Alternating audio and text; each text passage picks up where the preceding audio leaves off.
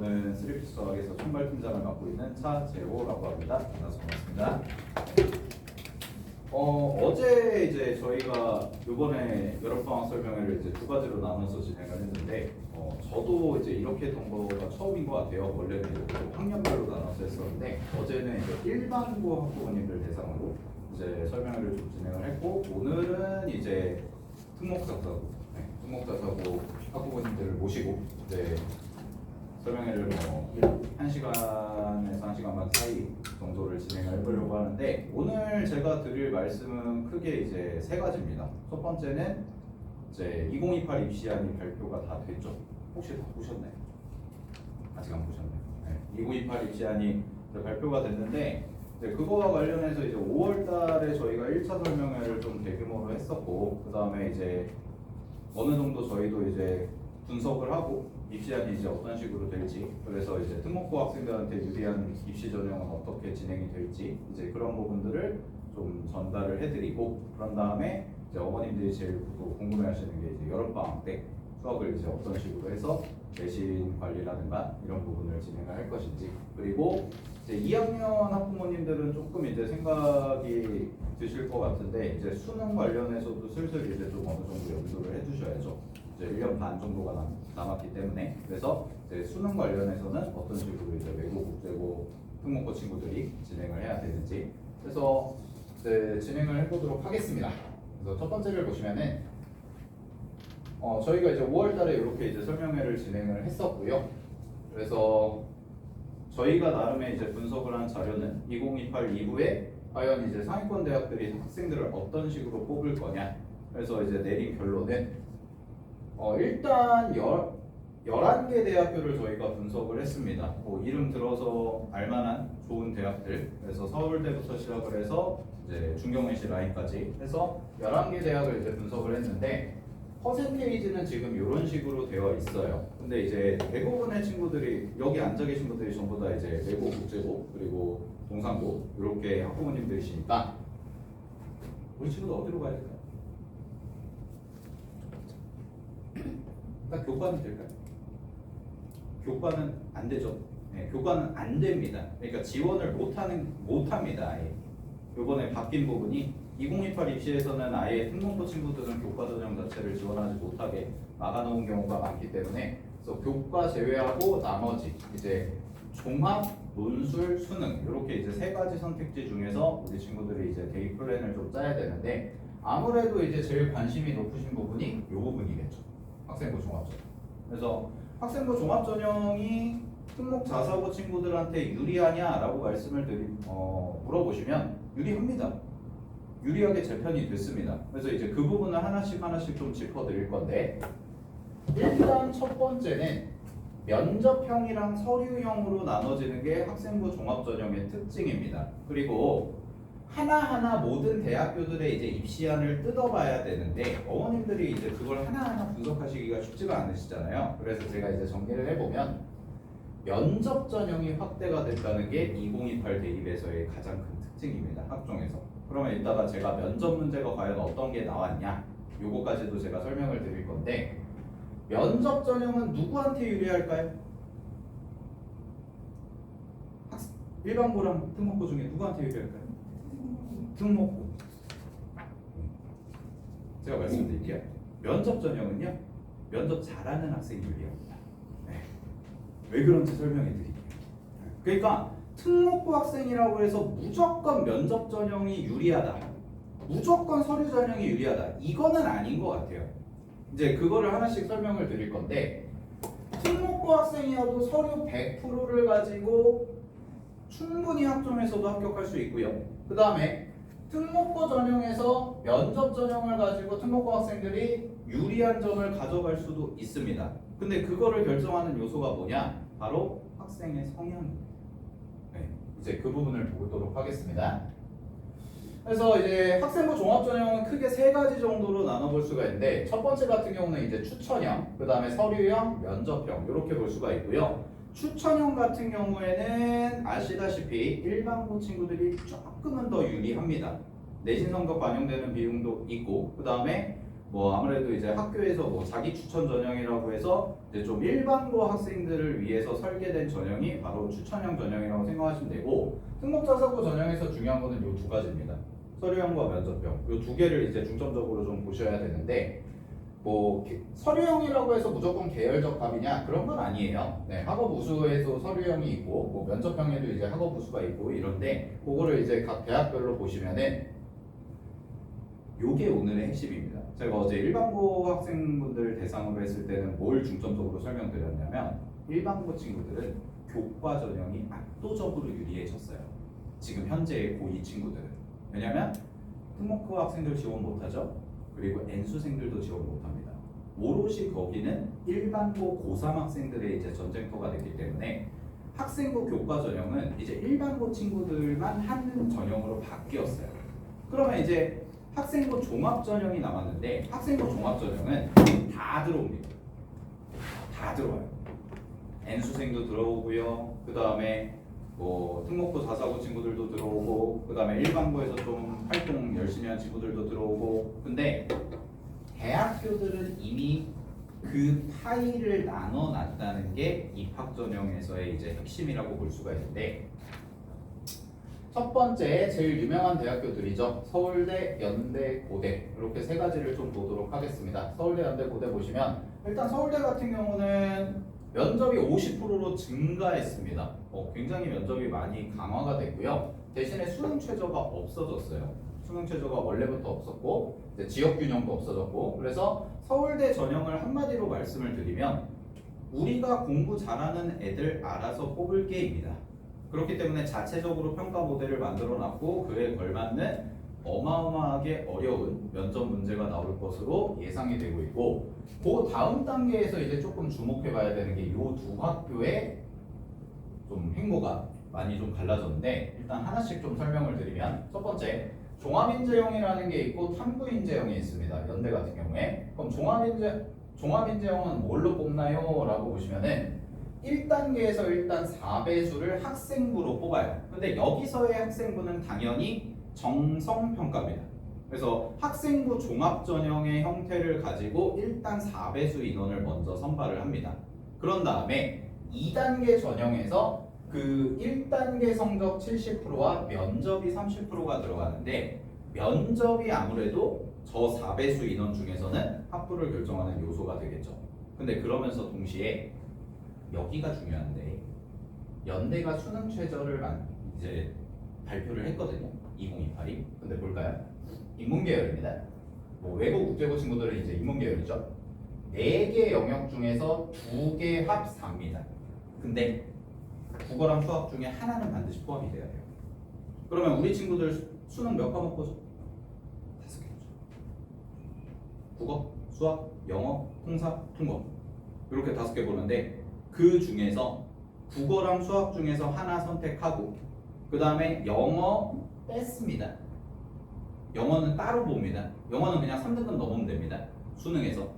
그러면 통사, 통과 남죠. 그러면 통사, 통과 중에서 나머지 하나를 채워야 돼요. 물론 국어, 수학에서 다 채워도 됩니다. 국어, 수학이 2가 뜨면 되죠. 근데 수능은 몇 등급제죠? 9등급제예요. 그럼 2등급까지가 몇 프로냐? 11%입니다. 근데 문이과 통합이죠. 제가 객관적으로 말씀드리면, 제가 최근에 이제 가장 좋은 대학을 보냈던 친구가 이제 재작년에 동탄국제고에서 이제 서울대를 보낸 친구인데, 그 친구가 이제 서울대에서 서울대, 연대, 고대를 붙었습니다. 정치외교학과를 그냥 상관왕을 했는데, 동탄국제고에서 이제 전교 2등인가 4등인가 해가지고 이제 들어갔는데, 수능 몇 등급 받았을까요? 수학을 2등급 받았어요. 수학 잘했거든요. 근데 2등급 받았어요. 몇 개 틀렸냐? 2개 틀렸어요. 92점이에요. 근데 그 애가 확통이랑 미적분의 난이도 차가 너무 심해서 미적분 88점이랑 확통 100점이 똑같았어요. 표준 점수가. 그래서 그 친구는 약간 피해본 케이스죠. 요새는 좀 안 그러긴 한데. 근데 2028 수능부터는 완전히 그냥 통합이죠. 그러면 이과 친구들이 봤을 때 이과 친구들이 사실 제일 어려워하는 과목이 미적분 기하거든요. 현재 교육과정에서. 근데 미적분 기하가 수능에 안 나옵니다. 확통 나와요. 그럼 이과 친구들이 거의 독식할 겁니다. 1등급, 2등급. 그러면 인문계열 친구들 중에서 수학을 가지고 모의고사에서 3등급, 2등급 이내로 들어가기가 만만치가 않은 거죠. 그러면 이제 남은 게 뭐냐? 국어 남는 거예요. 그 다음에 통합사회, 통합과학에서 채우고 이런 단계. 영어를 빼버렸으니까. 그리고 자연계열 같은 경우는 이제 2개와 5등급인데 이 친구들은 이제 수학이 반드시 포함이 됩니다. 그러면 이런 생각이 드는 거죠. 이렇게 발표한 걸 봤을 때 과연 저 수능 최저를 맞추는 비율이 어느 정도 될까? 어느 정도 될까인데 제가 이제 오늘 참석하신 분들 비율을 보니까 외국 국제고 비율이 좀 압도적으로 높아서 인문계열을 먼저 설명을 좀 드릴게요. 발표된 걸로 하겠습니다. 지금 고대 논술이나 이제 학종에서 최저 혹시 아시는 분? 현재 고대 혹시 들어보신 분? 고대가 4합 8입니다. 4합 8. 4개 영역 합 8등급이에요. 그러면 탐구가 한 과목만 들어가요. 그러면 국어, 수학, 영어, 탐구가 전부 다 2등급이 나와야죠. 그래야 4합 8이 맞는 거죠. 아니면 내가 수학이 좀 약해. 그럼 수학이 뭐 3등급으로 나오고 나머지 과목이 하나가 1등급이 나오는 이런 체제가 이제 고대인데 고대 논술에 인문 계열에서 특히 이제 영어 영문과 이런 쪽에서 실질 경쟁률이 5대 1도 안 됩니다. 그 말은 수능 최저를 맞춘 비율이 극히 적다는 얘기예요. 현저하게 떨어지죠. 그러니까 이게 만만한 게 아닌 거예요. 이 최저라는 게. 근데 이제 특목고 다사고 친구들이 이제 지원할 수 있는 전형이 얘도 있고 얘도 있습니다. 2개가 있는데 하나가 이제 종합인재고요. 하나가 탐구인재라고 해서 이제 탐구인재는 어떻게 보냐? 학생부 100%로 뽑아요. 1단계에서. 근데 일반 계열은 4배수 뽑고 이제 국제 계열이라고 해서 뭐 언더우드 국제학부나 이런 쪽에서 3배수를 뽑는데 이 친구는 면접이 몇 프로냐? 면접이 40%. 학생부 성적이다. 그리고 뭐가 없죠? 수능 최저가 없죠. 그럼 여기는 당연히 누가 지원하겠어요? 당연히 외국 국제고가 지원하는 거예요. 특목고 자사. 그런데 이 친구들과 이 친구들의 뭐를 보셔야 되냐면 선발 인원이죠. 네, 선발 인원 볼까요? 선발 인원은 제가 뒤에다 적어놨습니다. 이렇게 뽑습니다. 종합인재형이 1015명을 선발을 하고요. 탐구인재형이 399명을 선발을 합니다. 2028학년도 입시에서. 네, 이렇게 선발을 해요. 그러면 거의 뭐 2.5배 차이가 나는 거죠. 2.5배 차이가 나면 이쪽 전형도 지원하고 이쪽 전형도 지원하고 뭐 2가지를 다 지원할 수도 있는데 여기서의 이제 포인트는 뭐냐? 둘 다 어쨌든 면접을 본다는 거죠. 연대. 근데 고대를 보시게 되면 고대는 학업 우수형은 면접이 들어가는데 계열적 합평이라고 해서는 계열적 합평은 면접을 보지 않고 학생부 100%로 선발을 합니다. 그러면 여기서의 이제 면접 문제를 우리가 짚고 넘어가야 되는데 혹시 이제 좀 관심 있으신 분들은 특히나 이제 2학년 학부모님들께서는 요 2학년 친구들은 이제 입시가 이제 거의 다가오고 있기 때문에 각 학교 홈페이지 들어가시면 다 있습니다. 각 대학의 홈페이지 들어가시면 이런 게 다 떠요. 그래서 선행학습 영향평가 결과 보고서라고 하는데 이게 뭐냐면 작년 입시에서 봤던 논술 기출문제 그리고 면접 구술 모의고사 면접 구술고사 기출문제가 다 수록이 돼 있습니다. 이걸 대학에서 발표하는 게 이제 공식적으로 다 자료로 나와 있는데 연대 거 볼게요. 이게 작년 연대 활동 우수형 이름이 좀 바뀌었죠. 작년 연대 활동 우수형 인문 통합 계열 논술 문제인데 일단 계열을 보시면 요거 보시면 돼요. 8분입니다. 8분 동안 얘기를 해야 돼요. 친구들. 근데 연대가 논술을 어떻게 보냐면요. 면접 어떻게 보냐면 우리는 보통 면접하면 이렇게 대면을 생각하시죠. 연대는 녹화 면접이에요. 녹화 면접이 뭐냐? 당일날 고사장에 가요. 당일날 고사장에 가서 아이들이 제시문을 받아요. 그럼 제시문을 이제 고민하는 시간이 주어집니다. 제가 알기로 15분에서 20분 내외. 그럼 제시문 받고 그 제시문 읽고 문제 읽고 답변 생각한 다음에 카메라 온 해가지고 자기 답변을 녹화해서 제출하면 끝입니다. 그러면 그 녹화본을 다 받아서 평가하시는 분들이 그걸 평가를 해요. 이게 현장 녹화 면접이라고 하는 건데 수준을 볼까요?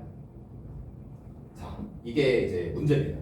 제시문 나의 관점에서 제시문 가의 연구 결과를 설명하시고, 그리고 문제 2번이 제시문 나의 관점에서 제시문 나와 제시문 다의 유사점과 차이점을 설명하시고. 이게 딱 두 문제거든요. 이걸 이제 8분 만에 대답을 해야 되는 거죠. 제시문이 이거예요. 가 제시문, 나, 다, 라입니다. 그러면 쉬울까요? 어려울까요? 전혀 아무런 대비가 안 된 친구가, 이게 A4 용지로 제가 이제 단락별로 제시문별로 끊어놓은 건데, 이게 A4 용지로 한 장이 딱 주어지겠죠? 그리고 문제 있겠죠? 생각을 하죠. 이 지문들이 거의 대부분 뭐랑 똑같다고 보시면 되냐면 논술 지문이랑 똑같아요. 그러니까 학생부 종합전형에서 면접 전형을 보는 친구들은 논술을 말로 하는 거라고 생각하시면 됩니다. 소프트한 논술을 말로 하는 거다라고 생각하시면 되는데, 문제가 뭐냐면 시간이 타임 리밋이 걸려요. 그럼 고대도 살짝 보시면, 고대는 이제 이렇게 나와 있죠. 준비 시간이 21분이에요. 그리고 면접 시간이 7분이에요. 이게 고대 면접. 계열적 학교. 그리고 문제가 제시문이 이렇게 되겠죠. 여기 문제. 요게 문제. 이런 식으로 되어 있어요. 그래서 그 서울대 갔다던 친구 제가 말씀을 드리면, 여름방학 때부터 3학년 여름방학 때 내신 다 끝나잖아요. 3학년 여름방학 때부터 그 친구는 제가 미리 다 얘기해놔서 대치동으로 보냈습니다. 면접 준비해야 돼. 서울대는 이거보다 훨씬 더 어렵죠. 연고대가 있죠.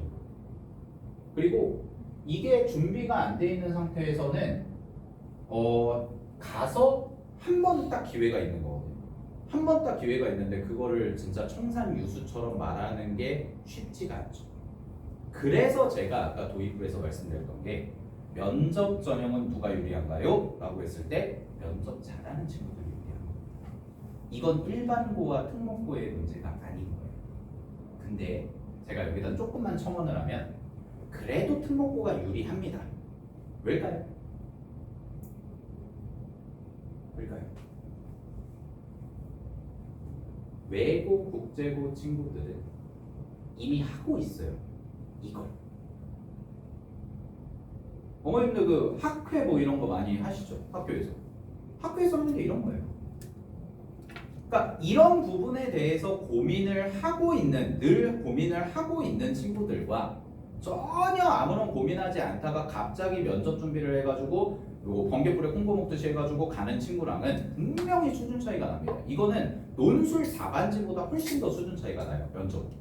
그렇기 때문에 면접에 대해서 굉장히 변별력을 확보했구나라는 거를 생각을 해주시면 되는 거예요. 그러니까 면접이 이제 빨간 글씨로 저희가 하는데 다 늘었습니다. 늘었죠. 여기만 이제 학생부 100% 됐죠. 여기 면접 20% 있죠. 뒤쪽에서도 볼까요? 성대로 가보시면, 성대도 이제 보시면은 보통 이제 여기 두 개가 융합인재, 탐구인재, 이제 그 다음에 성균인재 요게 있죠. 그럼 성균인재 같은 경우가 똑같이 뽑습니다. 연대랑 비슷하게. 그래서 연대랑 비슷하게 1단계에서 학생부 100%를 뽑고 그 다음에 2단계에서 면접 30%가 들어가고 이런 식으로. 그 다음에 서강대는 둘 다 학생부 100%로 들어갑니다. 둘 다 서강대는 들어가고, 그 다음에 한양대 같은 경우도 학업형, 면접형 나눠놨는데, 보통은 이제 이렇게 생각하시면 됩니다. 학생부 전형에서는 일반고 친구들이 학생부 100%, 그 다음에 면접 들어가는 건 특목고 친구들이 유리하다라고 생각을 하시는데, 보통 학생부 100%로 들어가는 전형에서는 이렇게 수능 최저가 붙어 있어요. 수능 최저가 붙어 있어요. 그래서 저는 이거를 어떻게 나눠드리냐면, 우리 아이가 첫 번째 면접형 아이인지 아니면 수능형 아이인지를 보시는 게 저는 제일 첫 번째 기준이라고 봅니다. 왜냐하면 공부를 잘하고 못하고의 문제가 아니라, 면접은 그냥 그 자리에 서는 순간에 어는 친구들이 있어요. 이 성적에 무관하게. 그러니까 어버버버버 하다가 이제 힘들어하는 거죠. 스트레스를 너무 많이 받고. 우리 흔히 말하는 이제 E냐 I냐 뭐 이런 것부터 시작을 해서. 그리고 어머님들 한번 겪어보셨을 거예요. 자사고 보내고 특목고 보내실 때 면접 전형 보잖아요. 그때 우리 애 그냥 면접 잘 해가지고 뭐 크게 스트레스 안 받고 했다. 그럼 면접형이에요. 근데 면접 준비하면서 막 아이가 막 압박감을 너무 심하게 받고 너무 힘들어하고 스트레스 받고 막 그랬다. 그러면은 한 번쯤 이제 고민을 해보셔야 돼요. 얼마만큼 좋아졌는지 고등학교 가서. 그래서 이제 학생부 종합전형의 큰 틀이 이제 이런 식으로 흘러가고 있다라는 거를 기억을 해주시면 좋을 것 같고, 이화여대도 마찬가지죠. 이화여대도 이제 최저가 없으면 면접이고, 여기 중대 같은 경우는 뭐 되게 다양하게 만들어놨는데 이것도 나눠져 있고, 네, 경희대, 외대, 실대까지 이렇게 해서 자료집에 보시면은 전부 다 이제 나와 있는 내용이니까 이런 것들 확인해 주시면 될 것 같고, 그래서 이제 저희가 이제 특목 자사고 친구들에 대한 입시 지도를 할 때 과연 어떤 방식으로 해야지 제대로 좋은 대학을 갈 수가 있을까? 요거를 이제 정리를 해드리면 여기입니다. 학종, 그 다음에 논술, 수능 이렇게 이제 세 가지인데 고등학교 분들도 이미 알고 계시지 않을까요? 2028 입시가 나왔는데. 왜냐면 어머님도 혹시 그 연말에 이제 수시 합격자가 보통 12월에 나오는데, 수시 합격자 나오면 저도 입시 블로그를 운영하고 있지만 제 블로그에 가장 많이 유입되는 키워드가 뭔지 아세요? 12월 달 재수요? 재수 그때는 재수 고민 안 합니다. 논술을 하죠. 아직은. 네. 서울대 합격자 수가 제일 많이 들어요. 근데 그게 이제 당연히 고3 학부모님들이 아니라 고1, 고2, 중3 학부모님들.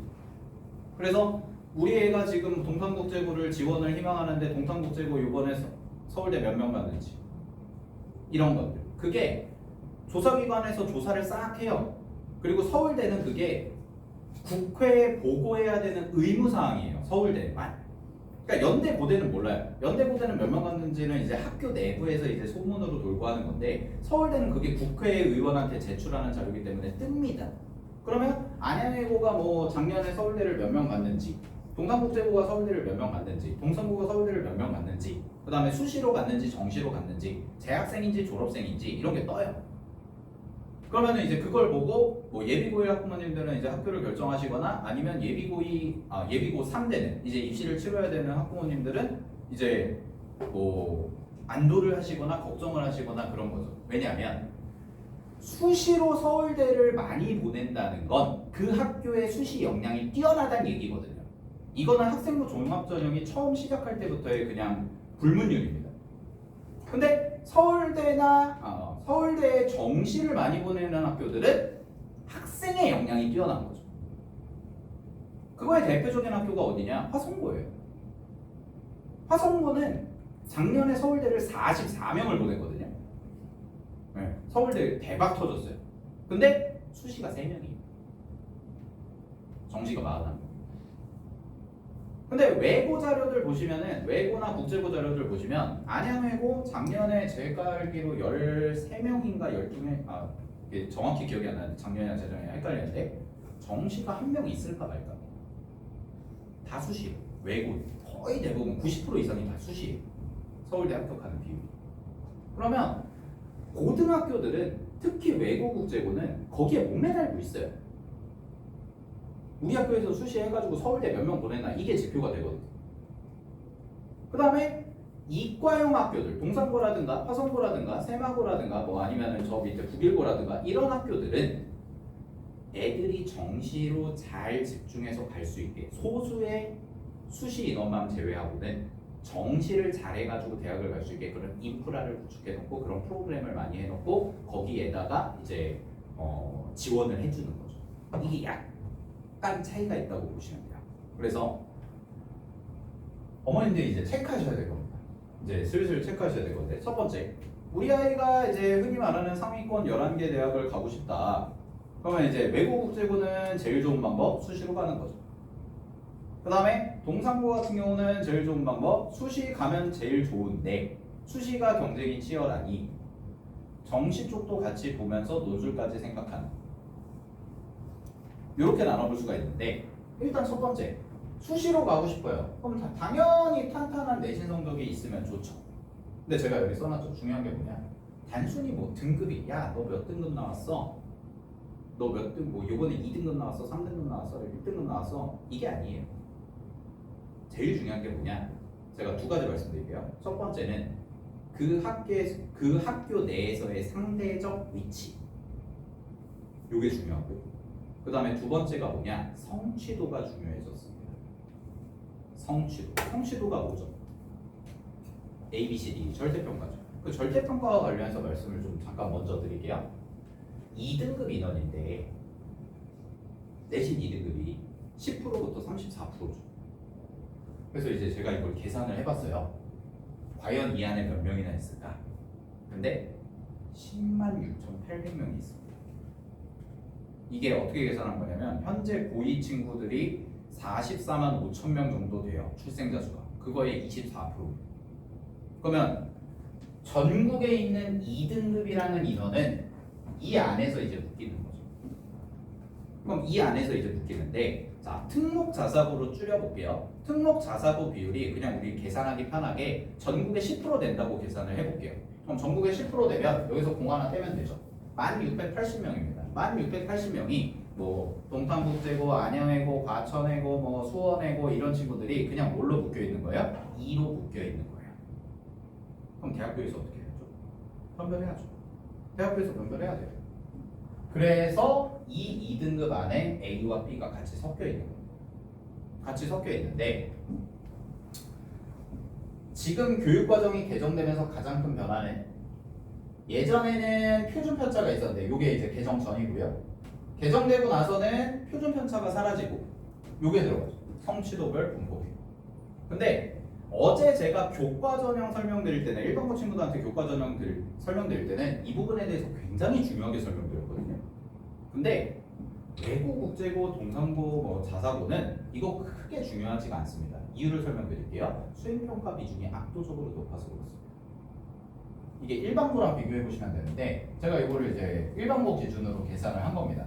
그럼 일반고 기준으로 계산을 했을 때 학기말 총점이 중간기말을 모두 수학을 90점을 받으면 94점이고요. 수행평가 만점이라는 기준하에 중간기말 모두 85점을 받으면 학기말 총점이 91점이에요. 근데 여기를 보세요. 여기를 보시면 이게 작년 부원고 1학년 수학 성취도 분포 비율인데 90점 이상 넘는 친구들이 15%예요. 그러면 이 안에는 1등급이랑 2등급이 섞여있죠. 그럼 상대적인 위치 말고 절대적인 위치까지 같이 보면 이 안에는 2등급인데 90점을 넘는 친구들이 있는 거예요. 그럼 2등급인데 90점을 넘는 친구들이 있고 그 다음에 여기는 이제 2등급이 있는 거죠. 그냥 순수한 2등급 80점대 2등급. 그러면 아까 보셨듯이 24%나 되는 인원이 그냥 2라고 뭉뚱그려져서 묶여 있는데 대학교에서도 어쨌든 정성평가라고 하더라도 어느 정도의 좀 우위나 이런 건 둬야 되잖아요. 그러다 보니까 예전에는 그걸 표준편차로 봤는데 지금은 그걸 뭘로 볼 수밖에 없냐면 성취도로 볼 수밖에 없다라는 거죠. 그것만 제공되는 자료이기 때문에. 근데 안양외고 예시를 들게요. 안양외고는 수학이 70%가 수행평가입니다. 그럼 수행평가 만점이라고 하면 기본 70점이 깔리는 거예요. 그리고 30%가 뭐죠? 지필이죠. 그럼 30%가 지필이면 90점 넘는 거 생각해 볼게요. 90점 넘으려면은 한 70점대 맞으면 90점은 다 넘는다는 얘기예요. 중간기말이 다 70점이에요. 그래서 여기다가는 제가 넣진 않았는데 똑같이 아까 여기 나와 있는 요 자료는 이제 학교 알림이 들어가시면 다 보실 수 있는데 안양외고 작년 거 똑같은 걸로 보시면은 A 비율이 93%입니다. 안양외고. 그러니까 90점 넘는 애들이 93%인 거예요. B가 일부분 있고 C부터는 아예 없고. 그러면 이제 성취도가 크게 중요한 게 아닌 거죠. 그러면 특목자사고는 뭐가 중요하냐? 결국 남는 거 하나밖에 없습니다. 원점수. 교과 성적만 놓고. 물론 등급 중요하죠. 등급이나 이런 건 중요한데 등급은 요번에 한 과목 등급 안 나왔다고 해가지고 좀 힘들 것 같은데 이런 개념이 아니에요. 외고 국제고 자사고 친구들은요 수시로 바뀌어요. 1학기 때 1등급 받았던 애가 2학기 때 2등급 받는 경우도 있었고 그 서울대 갔다던 친구도 1학년 1학기 때 수학이 1등급이었는데 1학년 2학기 넘어와가지고 2학년 2학기인가 한 번이 3등급이 뜬 적도 있어요. 그게 다 문제가 돼 있어요. 근데 어떤 친구가 압도적으로 그 과목을 계속해서 1등급 받는 경우가 특목 자사고는 거의 없습니다. 늘 혼돈의 도가니입니다. 그렇기 때문에 3학년 1학기까지 5학기를 지난 다음에 학기 말 성적을 가지고 전교등수를 딱 내잖아요. 전교등수 딱 내면 전교 2등한 친구가 등급을 받더니 1.4등급, 뭐 심하면 1.7등급, 9등급제 기준에서 이렇습니다. 그럼 1.7등급으로 교과 어디 쓸 수 있나요? 1.7등급으로 9등급제 교과 쓰면은 숭실대밖에 못 가요. 예전 교과에서는. 그러면 외고 친구들, 국제고 친구들이 당연히 교과는 쓸 수가 없는 거죠. 전교 2등이 외고에서 전교 4등이.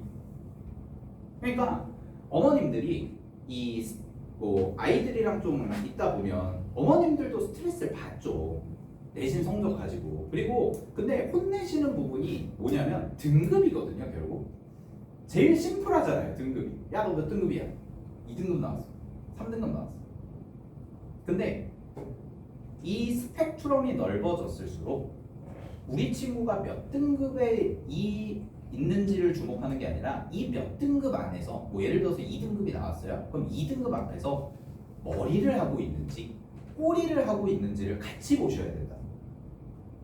그러니까 2등급 나왔다고 안도 이게 아니라 2등급의 후반 자락에 나왔으면 3등급 초반이랑 별반 다를 게 없다는 거예요. 대학교에서 평가를 할 때. 특목고 자사고를 평가를 할 때. 왜냐면 원점수 차이가 학기 말로 치면 0.2점 차이 날 텐데요. 그거를 심각한 얘는 2등급 아이고 얘는 3등급 아이야 이렇게 평가하지 않아요. 그래서 제가 말씀을 드리는 건 제일 좋은 게 뭐냐면 과목별 밸런스 좋은 친구들이 제일 유리해요. 학생부 종합전 전통적 갑자기 하나가 3이 떴어요. 괜찮아요. 1 뜨다가 3 떴어요. 그럼 아이는 진짜 스트레스 받고 세상이 망한 것처럼 얘기하거든요. 아니에요. 정성스러워요. 근데 전반적인 어떤 등급의 이 아웃라인을 봤을 때 우리 친구가 대체적으로 모든 과목이 다 2등급대 안에 들어간다. 5등급제 안에서 그러면 이 친구 내신 공부 열심히 하는구나. 그러면서 디테일하게 원점수를 좀 더 보는 거죠. 학교에서. 얘 원점수 몇 점 정도 나왔을까? 그럼 추정을 하는 거죠. 이 친구가 학교에서의 상대적 위치가 얼마였지. 왜 그러냐?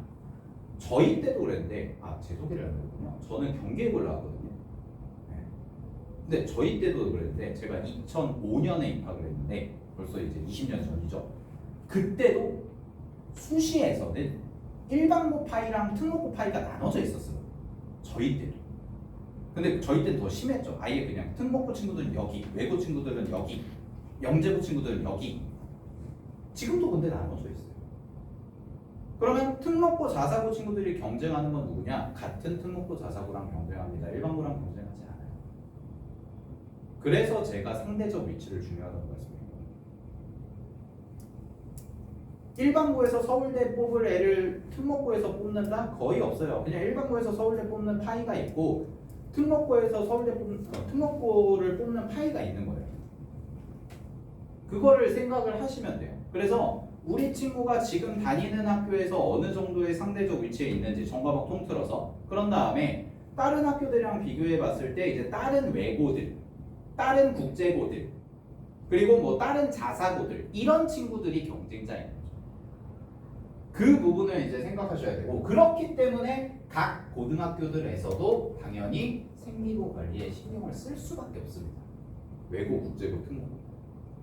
왜냐면 안양외고가 요번에 실적이 안 좋았어요. 그러면 학교에서 학부모님들도 우려를 표하시죠. 그 동탄국제고가 그랬거든요. 동탄국제고가 재작년에 그 아까 얘기했던 친구 서울대 간 친구 갈 때 5명 갔어요. 서울대를. 동탄국제고가.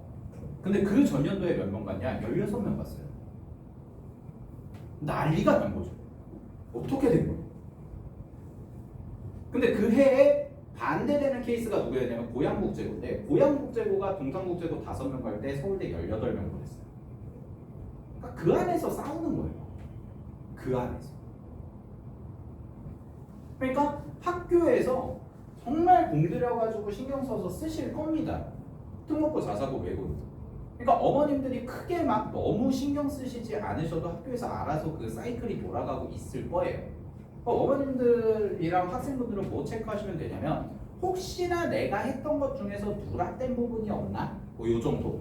뭐 요새는 또 거기다가 뭐 옛날처럼 이제 학생부 종합전형 초창기처럼 뭐 대필 아이가 써간 거 그대로 실어주고 이런 게 안 되거든요.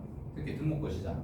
그러니까 생기부 제대로 잘 작성되고 있는지 체크하고 그 다음에 이 부분이 제일 메리트죠. 특목고 외고 자사고한테는 심화 과목 이수가 아무래도 뭐 동상고 같은 경우 말씀드리면 동상고는 커리큘럼이 굉장히 빠릅니다. 1학기 때 공수 1, 2를 봐요. 2학기 때 대수를 봐요. 2학년 1학기 때 미적 1을 봐요. 2학년 2학기 들어가서 미적 2 기하를 봐요. 그러니까 되게 진도가 빠르거든요. 그러면 그거 이수 과목 갖고 이 학교가 무슨 학교인지 아는 거죠. 그렇게 운영하는 학교들이 뭐 있고 반대로 외고 같은 경우는 외고에서만 이수할 수 있는 과목들이 있잖아요. 국제고도 마찬가지고. 그러니까 이수한 과목이 뭔지만 보면 이 친구가 어느 학교인지 다 압니다.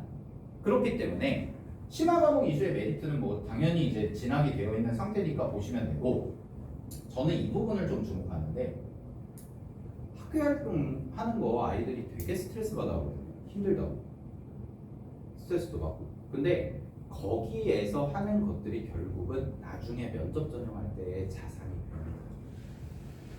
근데 아까 보셨죠? 면접이 우리가 흔히 생각하는 뭐 인성 면접이라고 해가지고 면접관 앞에 앉아 있고 아이들한테 얘기해서 너는 생각이 어떠니 이런 거 물어보는 게 아니에요. 논술 문제를 구술로 보는 거예요. 그럼 논술이라는 건 말 그대로 논리적인 서술이거든요. 그럼 아이가 논리적으로 서술하는 생각 자체를 하는 루틴이 안 잡혀 있는 상태에서 그거를 단기간에 뭐 면접 특강 듣는다고 나아지냐? 아닙니다. 저건 기술로 해결할 수 있는 문제가 아니에요. 그래서 외고 친구들도요. 국제고 친구들은 이제 커리큘럼이 좀 다르기 때문에 국제고 친구들 같은 경우에는 이미 다 잘 짜여져 있어요. 면접 문제 보기 최적화된 게 국제고 커리큘럼입니다. 사회 과목 많이 보고 법 과목 많이 보고 경제 과목 많이 보거든요. 국제법, 국제경제. 근데 외고 친구들은 아무래도 외국어 보다 보니까 영어 쪽, 일본어 쪽, 언어 쪽에 좀 치중이 돼 있죠. 그래서 외고 친구들은 뭐 관심 많이 가져야 되냐면 사회 과목에 대해서 관심을 좀 많이 갖게 해주시면 좋아요. 그래서 사회 과목에 대해서 관심을 좀 갖고 있는 상태에서 아이가 좀 관심이 있어야 되거든요. 아이도 좀 무지하다, 별로 관심 없는데 이러면 나중에 면접 혹시나 이제 면접 전형을 준비하면 조금은 힘들어질 수가 있습니다. 그래서 평소에도 이제 좀 그런 것들 관심을 갖게 해주시면 좋고 이게 제일 이거는 뭐 성향이죠. 면접형 아이냐 수능형 아이냐. 우리 아이는 조금 내성적인데 자기가 알아서 자기 공부하는 게 좋다. 그럼 수능형이 맞아요. 근데 좀 나가서 얘기하고 이렇게 하는 걸 잘한다. 논리적으로 얘기하는 걸 잘한다. 그럼 면접형이 조금 더 유리하죠. 그리고 아이들이 어머님들이 혹시 이제 면접하는 걸 못 보셨으니까 근데 아이들이요 생각보다 말을 잘해요. 그렇지 않아요? 어머님들 아버님들한테 혼날 때 가장 논리적이지 않나요? 네. 네. 저도 제가 딸을 키우거든요. 이제 딸이 이제 22개월이 됐습니다. 이제 곧 2돌인데 네. 근데 작년 설명할 때까지만 해도 진짜 애기였으니까 어버버버도 잘 못했는데 요새는 22개월이 되니까 본인의 논리가 생기더라고요. 그래서 와이프가 고통받고 있거든요. 안 져요. 그러니까 아이들 우리 아이는 좀 내성적이고 말수가 없어. 이런 친구들이 의외로 말 잘할 수 있어요. 논리적으로 한 열어주고. 근데 반대로 외향적이고 되게 밝고 친구들과의 뭐 관계라든가 이런 것도 뭐 되게 이제 활발하게 하는 친구가 의외로 면접 보면은 얼어붙는 경우도 있어. 그러니까 그거는 아이랑 좀 얘기를 차분히 해보셔야 돼요. 왜냐면 특히 이제 2학년 되시는 분들은 슬슬 이제 계획 짜셔야 되거든요. 왜냐면 학기 중에는 정신이 없기 때문에 아이들 내신 대비하고 내신 대비하다 끝나고 이제 방학 때 좀 숨 돌려가지고 하는데 요번 방학 지나죠? 3학년 1학기 겨울 방학 때죠? 근데 3학년 1학기 겨울 방학 때 또 내신해야죠. 끝까지 내신해야죠. 특목자사고 외고. 그러면 3학년 2학기 이제 들어가기 전에 딱 내년 여름인데 그 내년 여름에 뭘 주력으로 할 거냐? 수능을 주력으로 할 거냐? 면접을 주력으로 할 거냐? 아니면 둘 다 가져갈 거냐? 금방 옵니다. 그래서 그 부분에 대해서는 생각을 하고 계셔야 되고 수시형 학교나 정시형 학교는 아까 말씀을 드렸기 때문에 이런 부분을 좀 잘 체크를 해두시면 아무래도 어머님들이 이제 입시 플랜을 짜실 때 좀 쉽지 않으실까? 네, 이런 말씀을 드리고요. 말씀드렸고 그래서 요거는 그냥 참고만 하시면 되는데 성취도를 볼 거라는 거예요. 이거는 이제 여러분들과는 관계없는 내용입니다. 교과 전형이거든요. 근데 그냥 요것만 제가 설명을 드릴게요. 등급 점수가 70점이 들어가고요. 성취도가 30점이 들어가요. 그럼 그 말은 무슨 얘기냐면 2등급 받으면 10%가 깎여요. 63점. 근데 2등급인데 A면은 여기서 우위를 갖는 거죠. 근데 2등급인데 B면은 깎이는 거죠. 이렇게 이제 나눠지고 있다. 그럼 교과 전형이 이렇게 나눠졌으면 학생부 종합 전형은 그냥 뭉뚱그려서 얘기하죠. 정성평가예요. 아이들의 학업 역량을 볼 거예요. 뭐 잠재력을 볼 거예요. 이렇게 돼 있잖아요. 그러니까 구체적인 기준이 없거든요. 이렇게 수식으로. 근데 어쨌든 성취도를 중요하게 생각하는구나 정도는 염두에 두시면 좋을 것 같습니다. 그래서 아이들한테 얘기하실 때도 재호야, 너가 2등급 나왔을 수도 있어. 근데 최대한 높은 점수를 받으려고. 수행평가 깎이면 안 돼. 이렇게 얘기하셔야 돼요. 시험을 몇 개 틀리는데 주목을 해야지. 아이들이 이런 경우가 있거든요. 특히 이제 나중에 절대평가 보는 과목 중에 대표적인 게 수능 영어인데 수능 영어, 저 수능 영어 좀만 해도 2등급 이상은 무조건 나와요. 공부 안 해요. 그러니까 그런 마인드로 가면 안 된다는 거예요. 하나라도 더 맞추고 하나라도 갈 수 있게 내신. 절대평가가 아니다 보니까. 그 다음에 이제 모의고사 수능과 관련해서의 가이드라인을 제시를 해드리면 아까 보셨듯이 수능 최저 고대가 학업 우수가 요겁니다. 자, 이제부터 제가 추천을 드릴게요.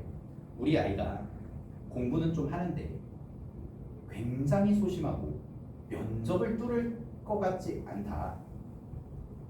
그러면 수능을 좀 해야 되잖아요.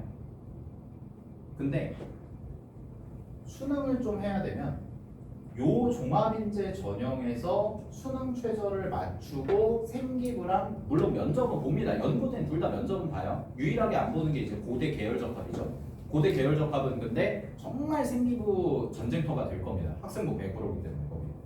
그래서 정말 빵빵한 스펙이랑 뭐 세특이라든가 이런 관리라든가 내신 성적이라든가 이런 우수한 친구들이 좀 경쟁이 심할 거고 내가 내신이 조금 안 좋은데 나머지 부분으로 좀 커버가 가능하다. 그러면 눈여겨보셔야 되는 게 연고대에서 이 부분입니다.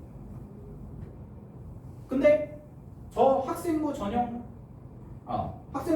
지원할 건데 내신 성적이 막 완전히 높은 건 아니에요. 극상위권, 뭐 최상위권은 아니에요.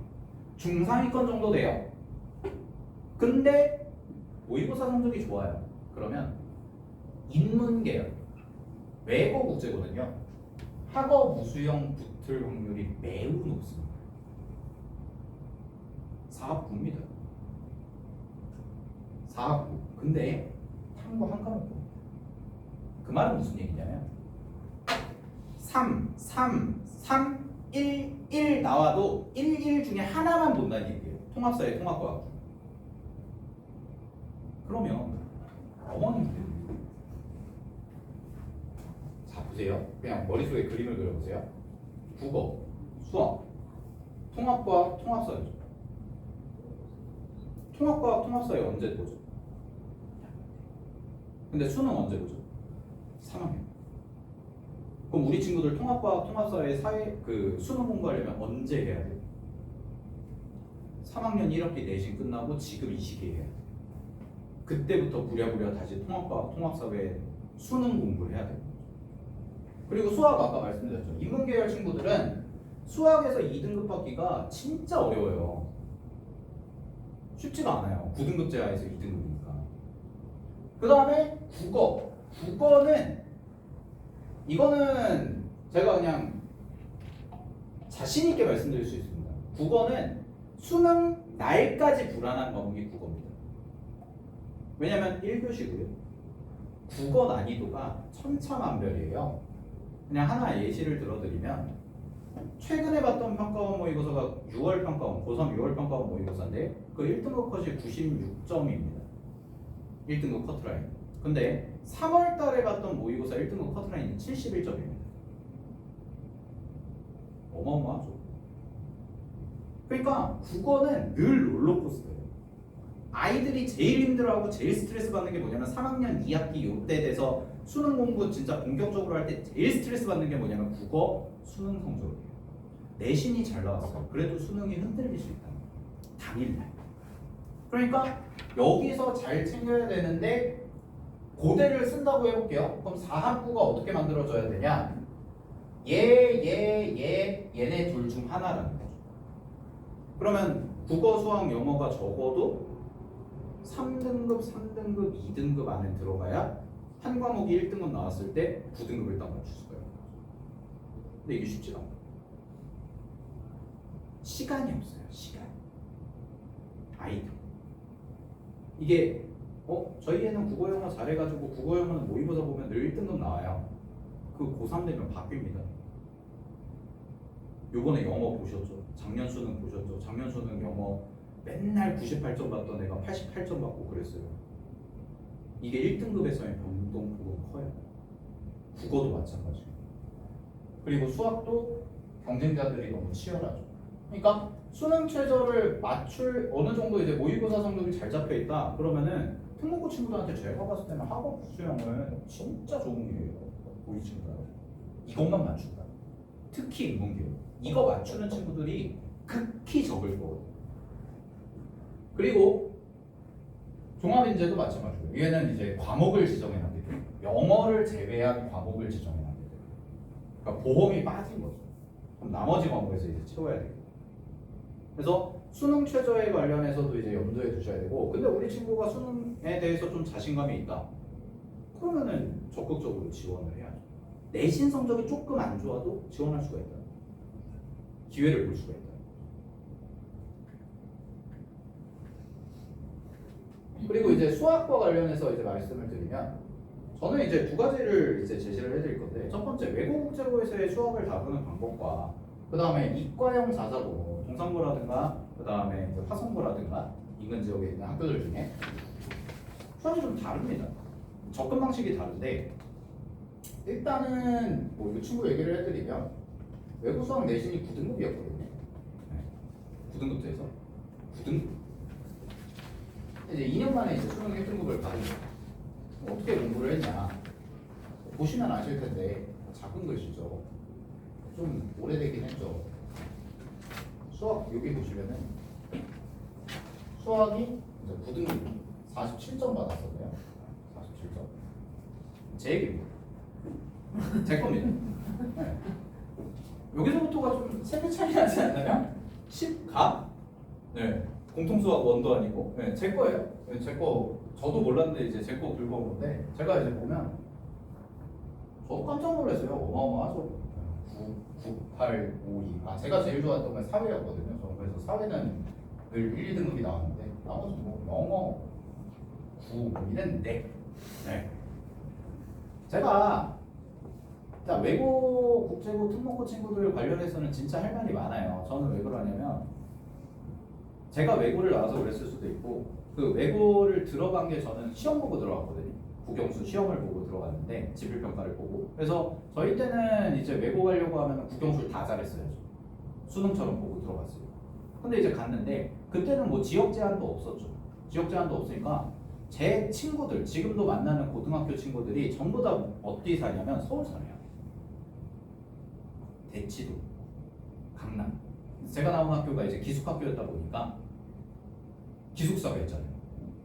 그러니까 통학 안 하고도 다닐 수가 있기 때문에 전국 각지에서 저희 친구들이 이제 몰려가지고 막 제주도에서도 온 친구들도 있고 그랬는데 제가 근데 저는 이제 재수를 해가지고 어쨌든 수능을 가지고 이제 성균관대 경영학과를 2009년에 이제 합격을 했는데 2009년에 입학을 했는데 제가 어떻게 공부를 했냐면 제가 수학을 못하는 게 아니었어요. 못하는 게 아니었는데 공부를 안 했습니다. 근데 안 하게 된 계기가 뭐냐면 벽이 느껴졌어요. 그러니까 처음 시험을 딱 봤는데 중간고사를 봤는데 제 영어 등수가 전교생 수랑 똑같더라고요. 전교 꼴찌했거든요. 그거를 부모님한테 보여드려야 되나? 그래서 이제 부모님한테 유야무야 넘어가죠. 넘어가가지고 이제 넘어갔고 1학기를 봤는데 1학기 때 저 성적 받은 거예요. 그래서 제가 딱 1학년 2학기 때까지 열심히 했거든요. 1학년 2학기 때까지 진짜 열심히 했는데 안 돼요. 안 되더라고요. 왜 그런지 모르겠어요. 안 되더라고요. 제가 노력이 부족했을 수도 있고 그래서 2학년 1학기 때부터 수학 공부 자체를 아예 안 했어요. 아예 안 했습니다. 어머님들이 상상도 못할 정도로 안 했습니다. 책을 본 적도 없고요. 아무것도 안 했어요. 놀았죠. 근데 중요했던 게 뭐냐면 제가 마지막에 마무리를 했더니 학교에서 저를 방치했어요. 왜냐면 제가 기숙사 학교다 보니까 기숙사에서 안 나갔거든요. 그러니까 몰래 숨어가지고 학교 가기 싫어서 아무도 안 찾아요. 그 정도였어. 그렇다고 뭐 제가 문제가 있거나 그러지 않고 그냥 좀 약간 악동 이미지가 있었는데 그래서 어쨌든 공부를 해서 갔는데 수학 공부를 어떻게 했냐? 첫 번째 제가 이제 고3 때 정신 차려가지고 이제 수학을 했는데 아무것도 모르잖아요. 아무것도 모르니까 일단 외웠습니다. 일단 외워요. 근데 외고 국제고 친구들 특히 이제 부교재 연계율이 높은 친구들은 근데 수학을 조금 어려워하는 친구들은 일단 외웁니다. 문제를 외우든 풀이를 외우든 뭐 안양외고에 고쟁이 문제가 있어요. 외워요. 동탄국제고에 EBS 올림푸스 유형편이 있어요. 일단 외워요. 자기가 수학에 자신이 없습니다. 근데 그렇게라도 일단 해야죠. 그리고 선생님이 풀어주는 풀이를 일단 따라하는 게 제일 중요해요. 그게 수학에 자신 없는 친구들이 극복해야 되는 첫 번째 단계예요. 근데 수학이 성적이 좀 안 좋고 자신이 없는데 선생님이 풀어주는 풀이를 따라하지도 않는다라고 하면은 죄송하지만 올라갈 기미가 보이지 않습니다. 이게 고집을 피우면 안 되거든요. 그 단계에서. 그래서 일단 선생님이 풀어주시는 풀이나 해설을 다 따라해야 돼요. 그대로 이해가 되든 안 되든 이게 1단계예요. 그러면 보통 점수대가 어느 정도 나오냐? 60점대 후반에서 70점대 초중반 나옵니다. 그냥 무난하게 나왔다는 기준. 이 암기까지가 잡히고. 그러니까 이해가 안 된 상태에서 그냥 푸는 거예요. 그러면 이제 두 번째는 뭐냐면 그걸 체화를 하는데 아이들이 뭐 바보도 아니고 똑같은 거 여러 번 하다 보면 비슷한 거 하다 보면 그래도 감은 잡거든요. 근데 그 감을 못 뽑아내는 게 문제인 거예요. 시험장에서. 그걸 제가 언제 느끼냐면 아이들이랑 이제 첨삭을 할 때 다 이제 수업하고 첨삭을 할 때 제가 이제 물어봐요. 저는 이제 물어보거든요. 한 문제씩. 어떻게 풀어? 그러면 막 해요. 그러다가 이거 식을 하나 그냥 써줘요. 아 맞아요 이러고 가는 거예요. 그럼 그때부터 풀어요. 그러니까 수학에 대해서 조금 고민이 있는 친구들의 어떤 공통점인데 그 처음 도입을 할 때부터가 잘 안 잡히는 경우가 많아요. 근데 첫 마디만 끊어주면 그걸 따라가는 건 돼요. 왜? 암기를 했으니까. 그래서 이 첫 단계를 뚫어주는 게 제일 중요하고 그거는 제가 해보니까 여러 번 해봤거든요. 판서 수업으로도 해보고 뭐 해봤는데 제일 좋은 게 첨삭밖에 없어요. 그거는 판서 수업 갖고는 안 돼요. 왜냐면 판서 수업하면 아이들이 일단 적어요. 중위권 친구들. 필기는 기깔납니다. 근데 그게 뭐냐면 보고 들으면서 이해하고 이 개념이 아니라 그냥 일단 적는 거예요.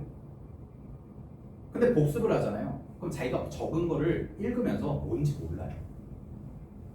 그래서 첨삭이 반드시 들어가야 돼요. 중위권 친구들.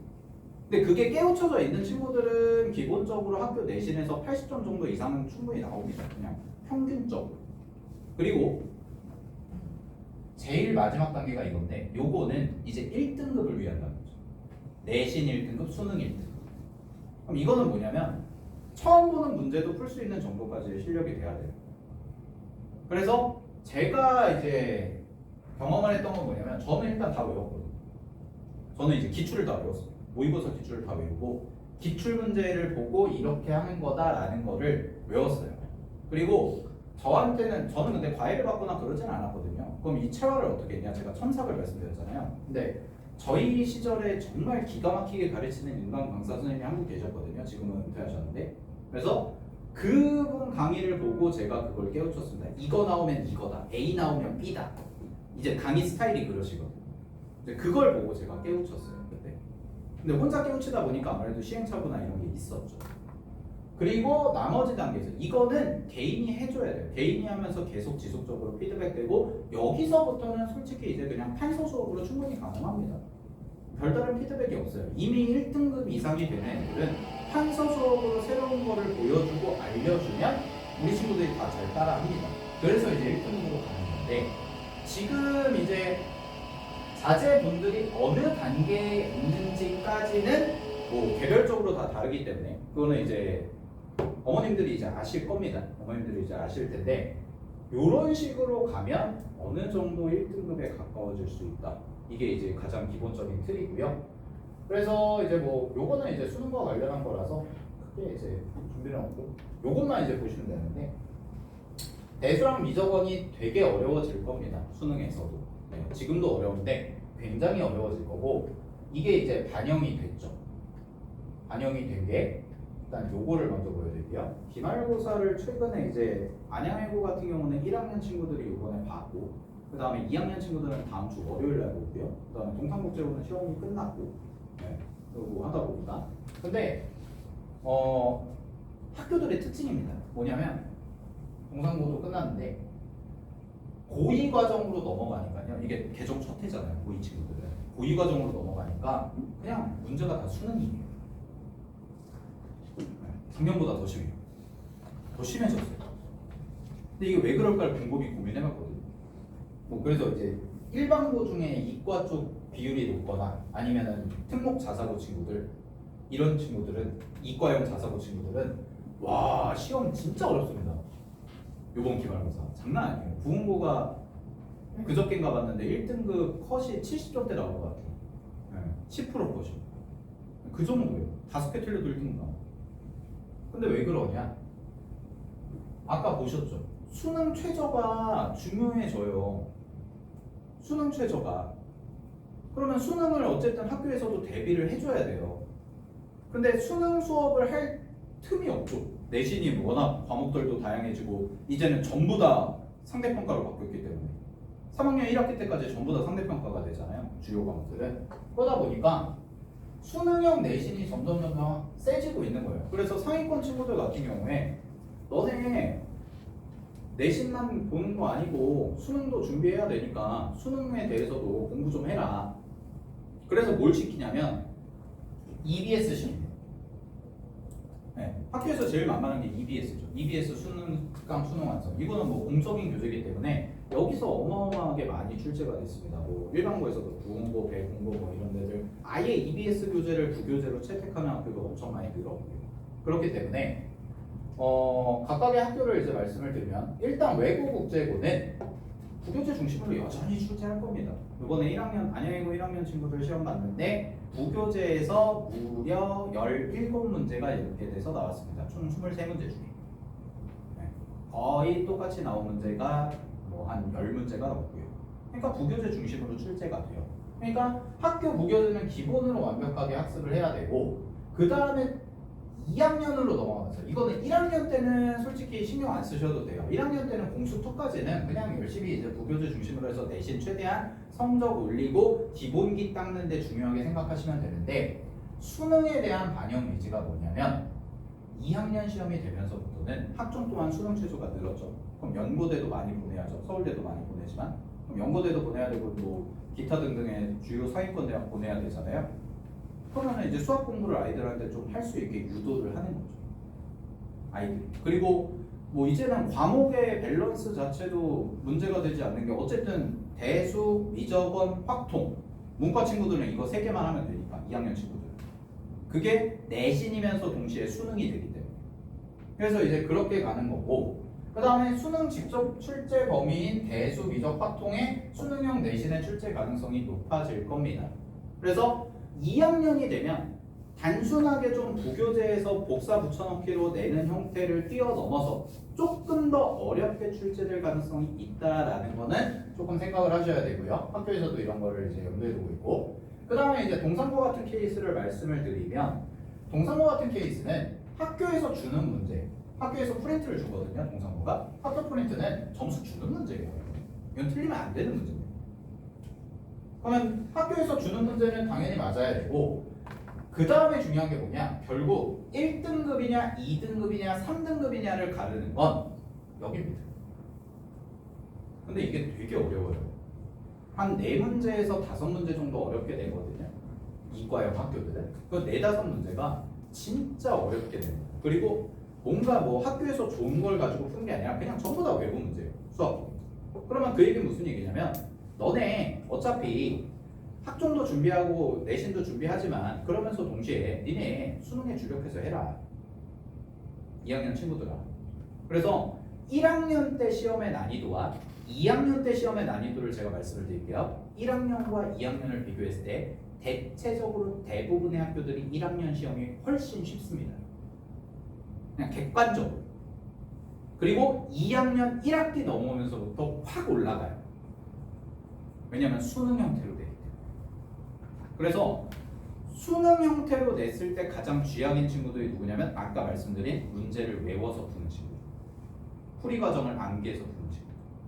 그런 친구들이 이제 올라가게 되면 힘들어지죠.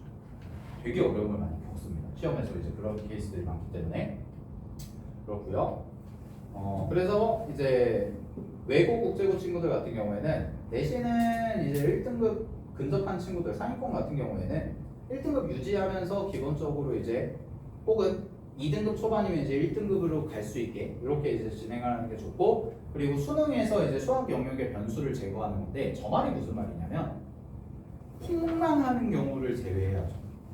그러니까 높은 등급을 목표로 하는 건 당연히 중요한 건데 만약에 막 갑자기 컨디션이 안 좋아져서 4등급, 5등급 이러면 완전히 그냥 뭐 정시에도 영향이 갈 수도 있고 아니면 수능 최저에도 영향이 갈 수도 있고 그렇기 때문에 그 변수를 줄여서 안정적으로 모의고사에서는 2등급 정도는 계속 유지를 할 수 있게 이렇게 이제 가는 게 중요하고 그 다음에 이제 내신이 2등급 중반 이하다 그러면 1차적인 목표는 일단 안정적인 2등급을 목표로 하는 게 가장 중요합니다.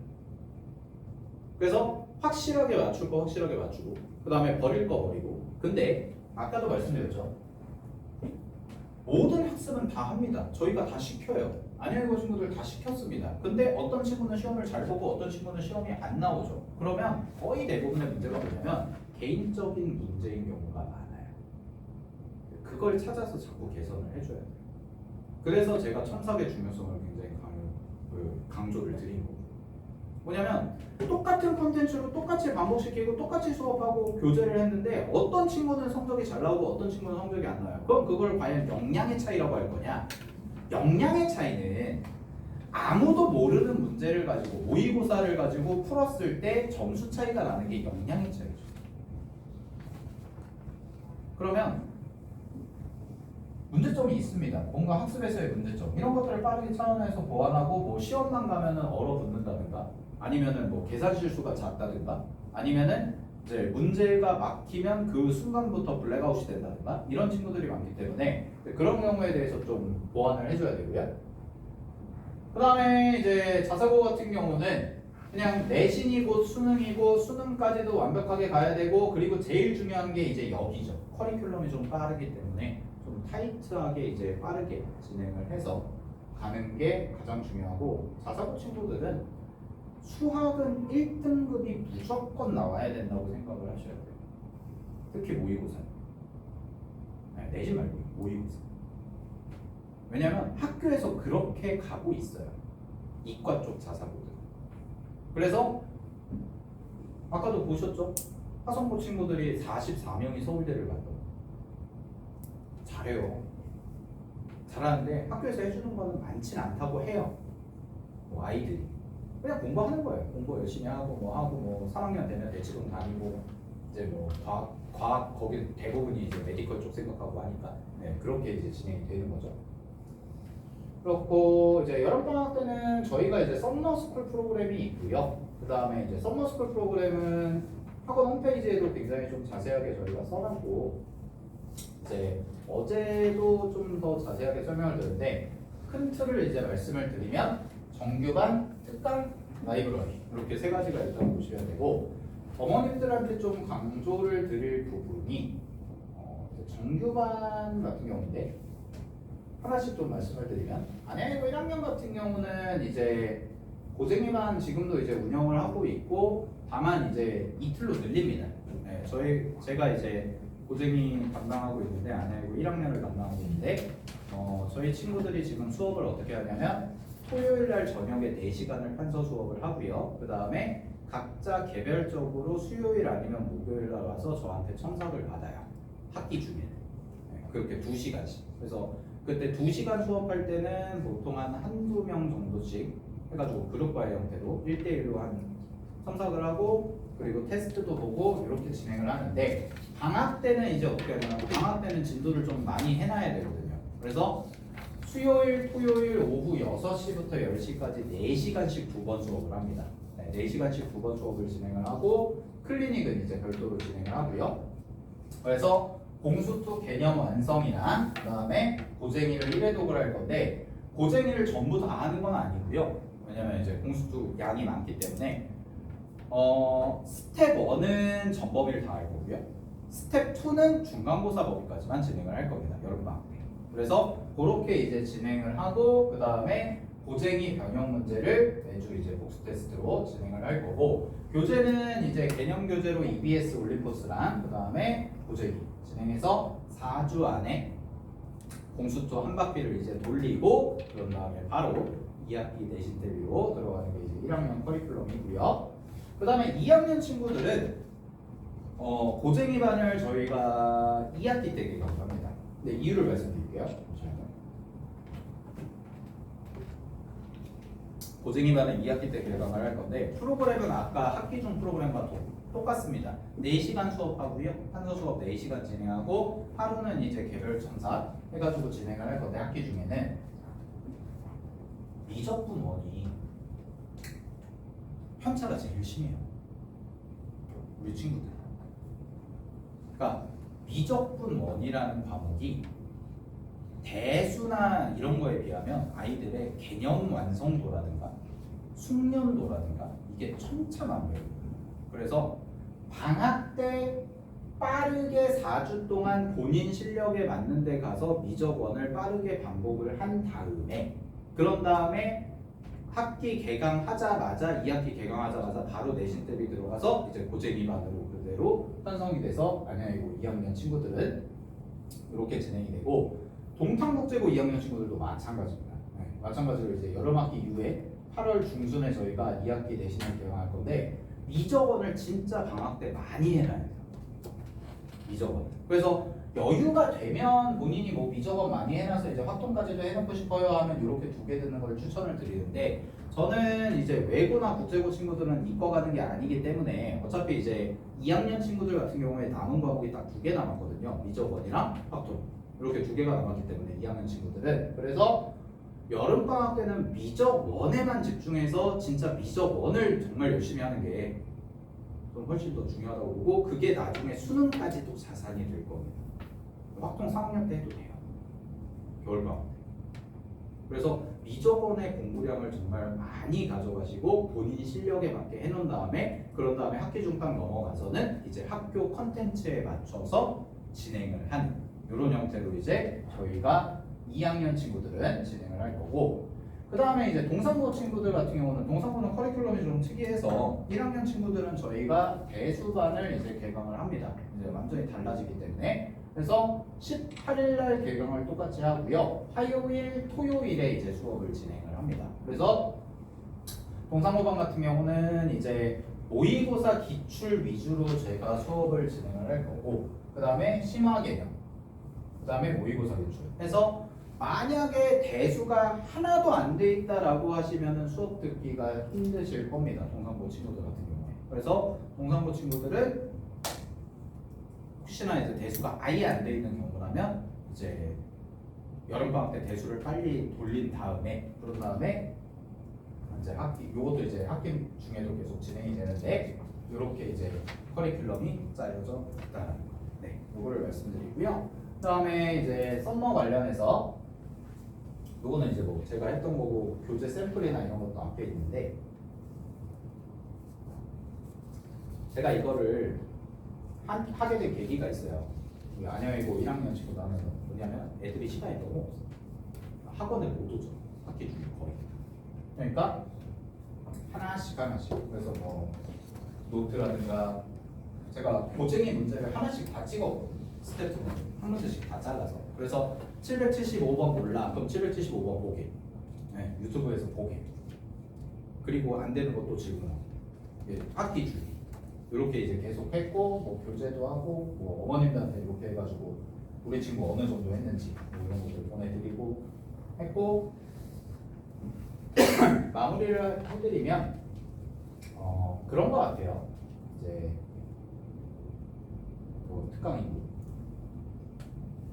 라이브러리를 이제 좀 궁금해하실 수 있어서 라이브러리 얘기만 잠깐 드리면, 이건 관리형 독서실이고요. 아침 9시 40분에 등원해서 오후 5시까지 저희가 의무 등원으로 이제 지정을 해놨는데, 저 시간을 왜 저렇게 잡아놨냐면, 저희가 수학학원이잖아요. 저희가 수학학원인데 저희의 첫 번째 목표는 아이들이 대학을 가는 겁니다. 그러니까 얘 수학 1등급 받게 하는 게 첫 번째 목표가 아니라 얘가 대학을 가게 하는 게 목표거든요. 그래서 제가 지금 뭐 고3 친구들한테도 얘기하고 고2 친구들한테도 얘기하는데, 수학만 1등급 받아가지고는 대학 절대 못 가요. 지금 시대에는. 근데 이과 쪽 성향 강한 친구들이 이제 국어 영어 제껴두고 수학만 좀 하는 경우가 있어요. 과목별로서 깨진 경우가. 근데 다른 과목도 잘 나와야 돼요. 아까도 말씀드렸죠. 제일 좋은 생기부는 전 과목이 고르게 밸런스가 잡힌 생기부가 제일 좋습니다. 그렇기 때문에 라이브러리를 저희가 5시까지 의무적으로 잡아두는 건, 뒤에는 뭐 다른 과목 수업이 있을 수도 있고, 그 다음에 오후에도 이제 국어 영어 학원에서 특강이 잡힐 수도 있어요. 외출 가능합니다. 네. 저 때가 뭐 감금이 아니에요. 절대 못 나가. 이게 아니라 적어도 너가 라이브러리를 신청했으면, 공부하겠다고 신청했으면 늦어도 9시 40분까지는 오고 5시까지는 공부해야 되지 않겠니? 이 개념이거든요. 그리고 그 안에서는 저희가 확실하게 잡아줄게. 그래서 저희가 이제 하는 게 뭐냐면, 이거는 이제 정규반이랑 특강 과제와는 별도로 하루 30문제를 매일마다 풀릴 겁니다. 학생들 개별로. 그래서 우리 친구한테 맞는 30문제를 오전에 9시 40분 이때 오면은 배부를 해요. 그래서 그 받은 걸 가지고 학생이 풉니다.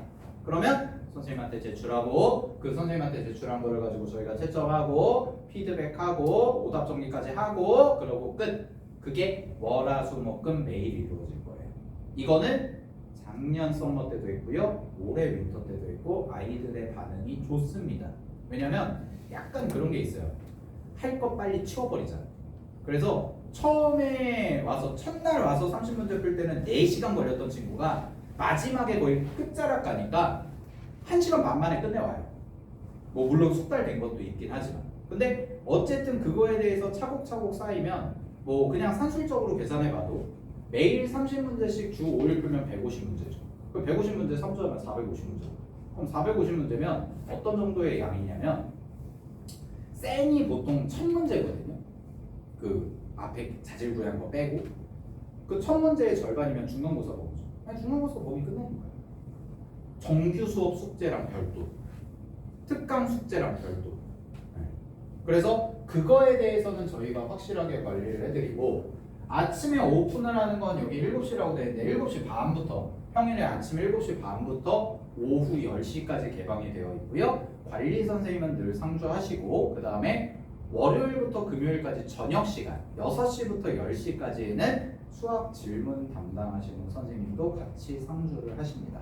그렇기 때문에 뭐 공부하다가 저희가 이제 6시 이후에도 남아서 공부하다가 수학 질문하는 것도 충분히 가능하고요. 그 다음에 주말에는 아침 9시에 개방을 해서 오후 5시까지 이제 이용이 가능하고 그 다음에 점심 식사는 외출이 불가능합니다. 그래서 점심은 급식으로 먹어야 되고 저녁을 먹는 경우에는 선택입니다. 외부 식사를 하고 와도 되고요. 아니면 뭐 급식을 먹어도 되고요.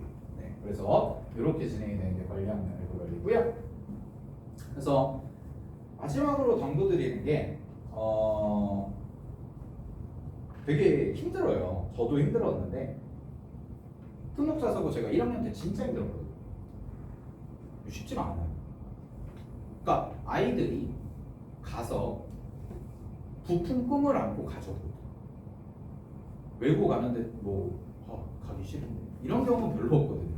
어느 정도 다 소통하고 어머님들도 다 처음에 고등학교 보내실 때 우리 이렇게 한번 해볼까 해서 간 거예요. 아이들도 어느 정도 자발적으로 참여를 한 겁니다.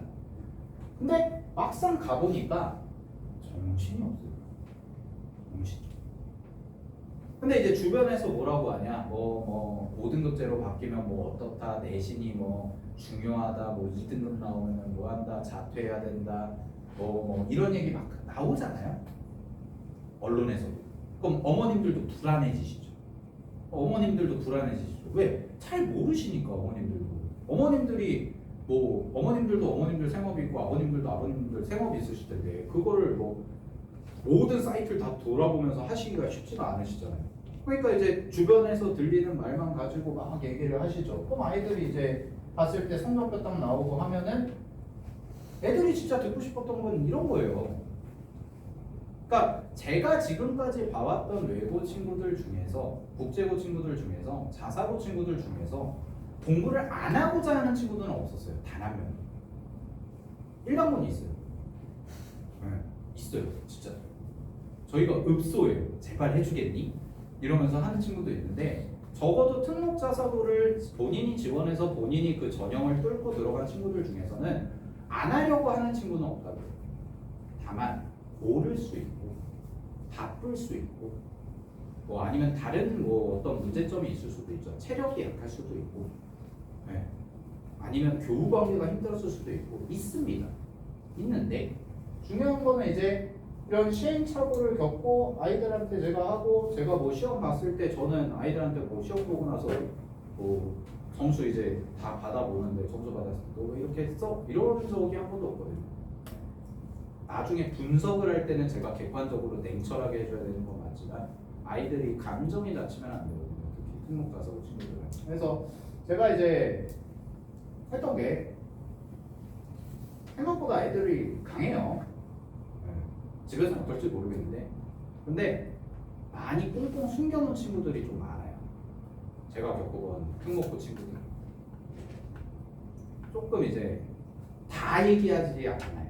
그러니까 조잘 다 얘기하는 케이스가 많지는 않더라고요. 제가 경험한 친구들 이게 처음엔 중학교 때는 많이 얘기했는데 이제 되고 왜 그러냐면 저도 그랬거든요. 저도 저 성적도 하고 근데 아까도 말씀드렸죠. 저는 방치를 당했습니다. 방치. 제 별명이 뭐였냐면 철이었거든요. 철이 아세요? 은하철도 999. 네. 99.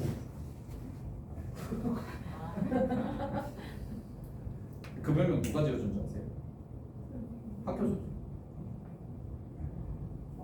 그랬어요.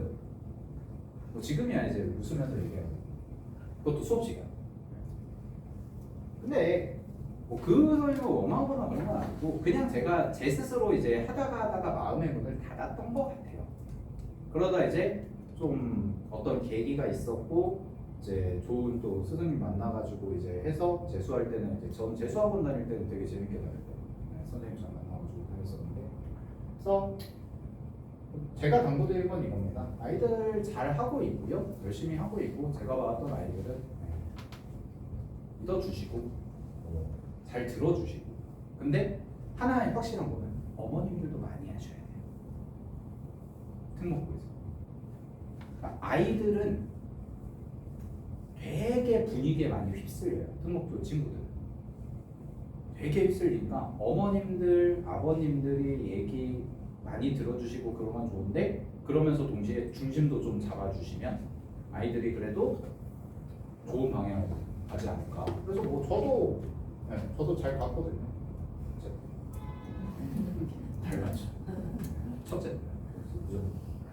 저도 방황하다가도 잘 가서 잘 키우고 있습니다. 그래서 오늘 긴 시간인데 잘 들어주셔서 감사하고 저희 뭐 추가적으로 궁금하신 사항이나 이런 부분 있으시면 저한테 질문해 주시면 답변 드리고 하도록 하겠습니다. 감사합니다.